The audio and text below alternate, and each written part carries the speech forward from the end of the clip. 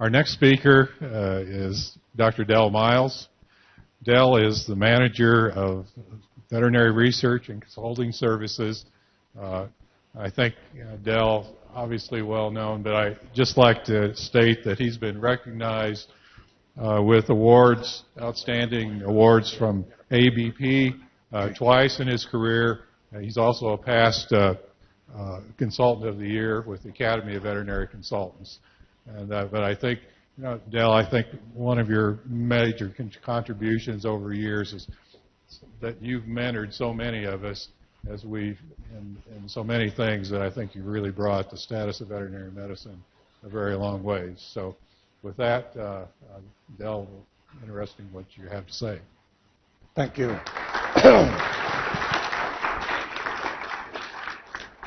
The first thing I would like to do is congratulate the members that put together this symposium. It is an impressive list of papers that I wish our entire profession would have the opportunity to hear or see and react to. So, nice work. Very well done. As I look around the room here, Dee was pretty tough on our co-workers that are nutritionists, and I must admit that I've been guilty of that, but I've seen the follies of my ways over time and lightened up on them. But as I look around the room at the young people, there is one story that many of the older ones have heard. But it is true, and that's why I think it's humorous, that I need to repeat. And that is, we were having a bloat storm in the high plains back several years ago. Turned out, by the way, to be contaminated fat. For those of you that haven't had that experience, it had a wood byproduct in it called tall oil. And it would kill cattle about as quick as an LR22 treatment. But anyway, one of the workers at the feedlot and I were surrounded with about 12 or 14 severely distended carcasses. And at that time in my life, which is an area I've spent a lot of time in, I was severely broke and driving an old station wagon. We had a nutritionist that was extremely prosperous. We were about halfway through these carcasses. It was in the summertime. Flies were giving us some grief, and we were fairly well covered with rumen contents, and the nutritionist drives up in a brand new Suburban. The radio's playing, the stereo's playing, and he always put a cow horn on it so he could aggravate you as he drove towards you. So he's blowing that horn, and he drives up and he cracks the window about that far and says, "Are you comfortable? They're bloats." And I won't use all the words I used, but I said, "Yes, I am comfortable, and you can necropsy the next 6 or 8 until you get comfortable." And he rolls up the window and drives off, and I turned to the young man working with me. I said, when they invented electric windows, they reduced the workload of a nutritionist by at least 50%. Baxter got a hold of that and embellished it. But anyway, it caused me a lot of heartburn, Dee. And the paybacks are hell, I can tell you. In 1880, according to a textbook I pulled off and dusted off of my bookshelf in the office that I don't know what I'm going to do with when I retire, but anyway, Pasteur described fowl cholera. From that, we developed crude vaccines over the years or over the decades. Then we have developed more refined vaccines. We changed the name from Pasteurella to Mannheimia. We've used copious amounts of antibiotics. And now we're back to autogenous vaccines, which I want to address. It's going to offend some of you, but that's okay. I think we're back to the crude vaccines. In other words, in 134 years, I think we've made a circle. And we're shooting inside the wagons. Here's our records to show you that we have, our goal every day is to bankrupt rendering plants. The results of that effort have led to them buying bigger trucks with faster winches. And so we have not yet won the battle. But here's the percent of cattle placed in our client's base from bovine respiratory disease, dying from bovine respiratory disease for whatever period of time that is, 22 years, I guess. We got pretty smart over a period of about 6 or 8 years. There's a fellow in the room named Jim Sears. This is about the time he left and joined Bayer, and he thinks that he's responsible for this decline, but he takes no response for this. Whoops, sorry. So anyway, point is, we have lost ground over a period of time. Here's the average percent of the population dying by month. And this I showed you 5 years ago. Hasn't changed much as far as the months of the year where we get the death loss. We get smart every spring, and then we get dumb every fall. The interesting thing is, and I don't know how to explain this, Robin put this together. By the way, my partner Karen Rogers is responsible for these slides, and I appreciate that. She's the one that puts them together. But this is the numbers that I just showed you prior to putting in the numbers for the last 5 years since we had the last symposium. Apparently I did not learn much 5 years ago because it has increased. I cannot explain to you why we are having this increase.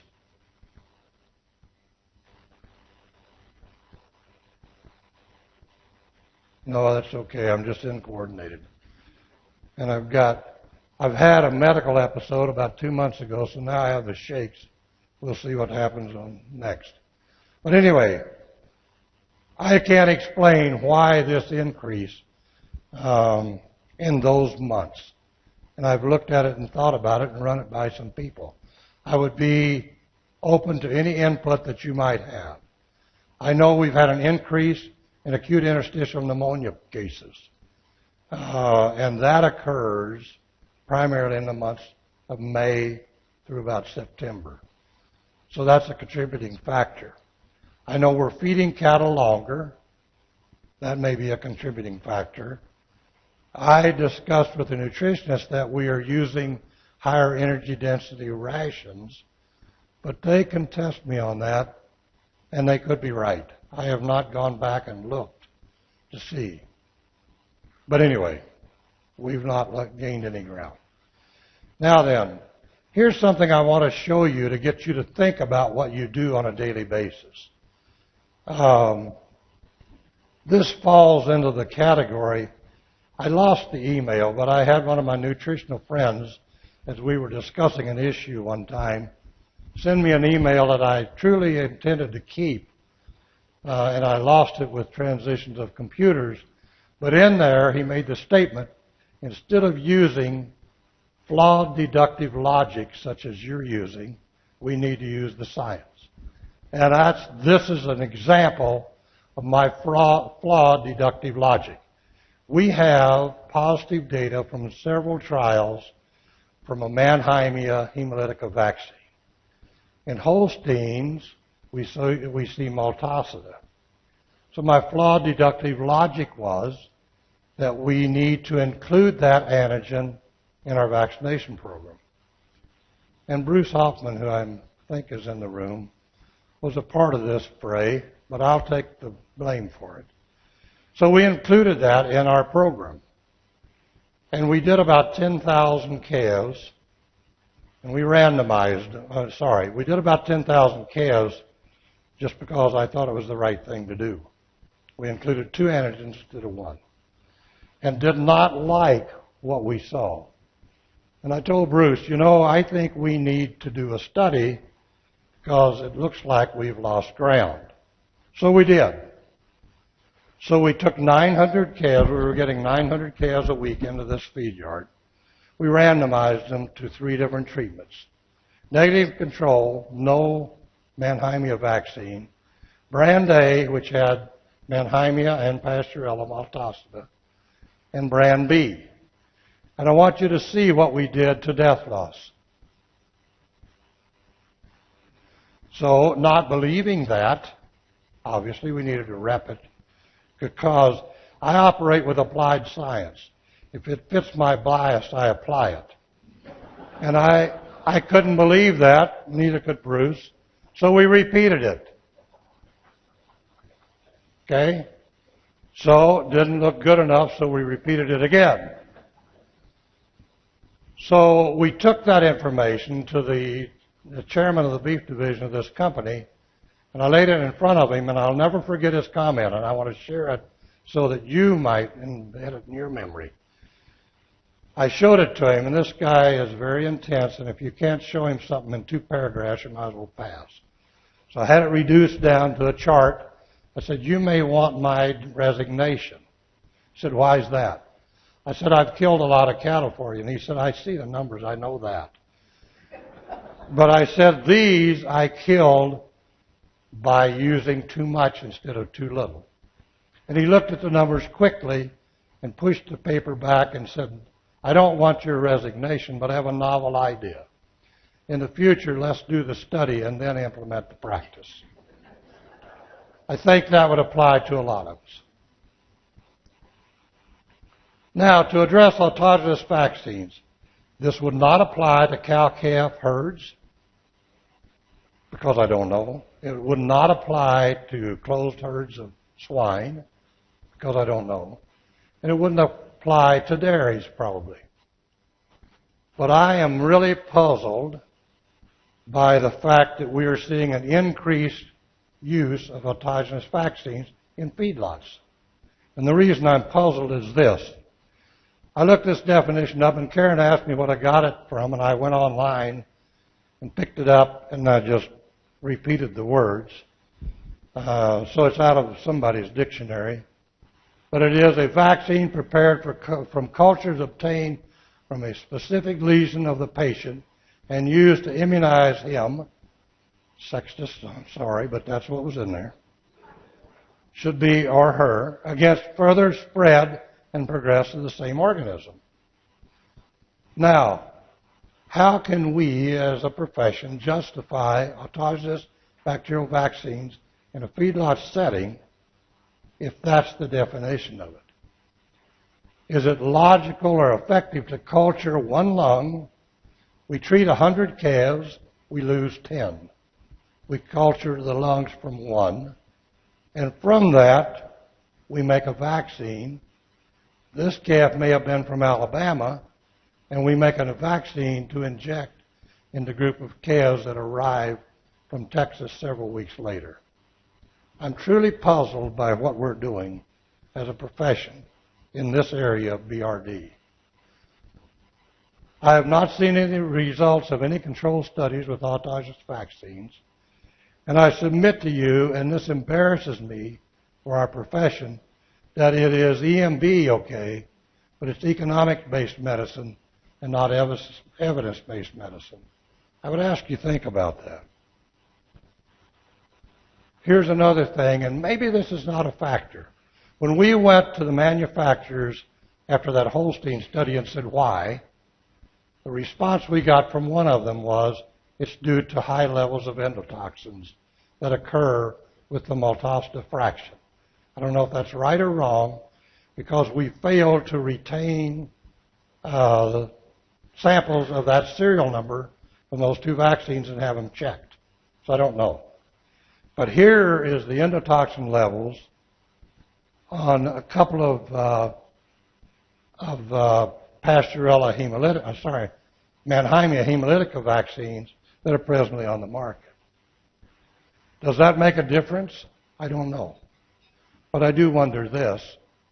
I wonder what the level would be in autogenous vaccines. Is that the reason we see problems? I don't know that. That's what I was told. Now, this slide you've already seen. After 20-plus years of bantering with Dr. Apley about there's no correlation between in vivo and in vitro sensitivity, or in vitro sensitivity and resistance, I convinced him, I think, I'm pretty sure, that I was right, but I decided maybe I better go check and see if I was right. And it stemmed from this piece of work that is Brian's work from K-State. So we hooked up with Brian, and we did the same thing in a feed yard in southwest Kansas that sourced cattle primarily from Missouri, Arkansas, Texas, south and east. And you can see we found multiple drug resistance. The thing that drove us to look at this, and I appreciate what was said earlier about the correlation, because I still wonder if there is truly one. But the reason that we did this is because our case fatality rates, which we monitor closely, escalated dramatically in this feed yard, primarily due to 3 or 4 clients, customers of that feed yard, sending cattle in from there. But anyway, as you can see, we repeated essentially what Brian had found with his other study. We hope to repeat this with Brian on cattle in a lot in California, because I don't think we'll see the same thing. Time will tell. We stopped getting cattle from those two of those 3 clients out of the southeast, and now our case fatality rate is back to what we consider normal again. So it was driving the problem apparently. This is something that I asked of you 5 years ago, and I repeat it. It is time for us to look for ways to improve death loss other than continuing to focus on the pathogen. Or is it time? I believe it is. And I saw indications here that we're going there. Is it time to focus on the animal's response to the pathogens instead of the pathogens? I believe it is. Because the pathogens are going to change, obviously, and there's work starting to prove that, so we're not going to win that battle. We are certainly not going to win it with antimicrobials. In the last 2 years, I've become totally convinced of that. And I would agree with Mike and his comment about 5 to 10 years, we will be practicing totally different medicine. So we have to seek and find and prove ways that we can reduce morbidity, reduce mortality without antimicrobials. Work by Phil and his group, you saw, I didn't know he was going to present that again. But it demonstrates stress double the mortality, even though the pathogen load remained the same. One of the best metaphylaxis we have found is a client that gets sale-born cattle out of Missouri, and we dump them out in grass traps as soon as the truck allows them to unload, and giving them plenty of space. And we move those calves in during the day and feed them in pens, let them back out at night. If you watch those calves, and I truly believe that it is a stress factor, and I think Phil's trucks, where they're jammed together, is the big stressor. But those calves will split up. There will be 2 laying over here, and they may be cut chewing or staring at the ground. And and there will be 1 over the other way. And then if you watch them, they get up and they walk over, and they'll eat some out of the bunk, or they may come back and lay down. And as my granddaughter pointed out, when she spent some time away from her mother and dad and brother, I asked her if she was homesick. She said, no, not at all, but I'm a little family sick. I think these cattle may be family sick. And over time, then they start spending their time, and I'm talking about in 3 or 4 days, they start spending their time all together around the bunk, and there'll be the odd one drift off. Do we have that luxury everywhere? No. But we do have the luxury, I think, in a feedlot setting to provide them more than 150 square feet when they first arrive. And I have a friend in here, or he was, Ed Johnson. We get into this debate because it's difficult to keep a full feed yard if you allow them a lot of space. But it isn't if we move those cattle after about 28 days, 20 to 30 days, you can start jamming them together and get after it. And then we make them gain 4 pounds in a day and 3 at night like our goal is.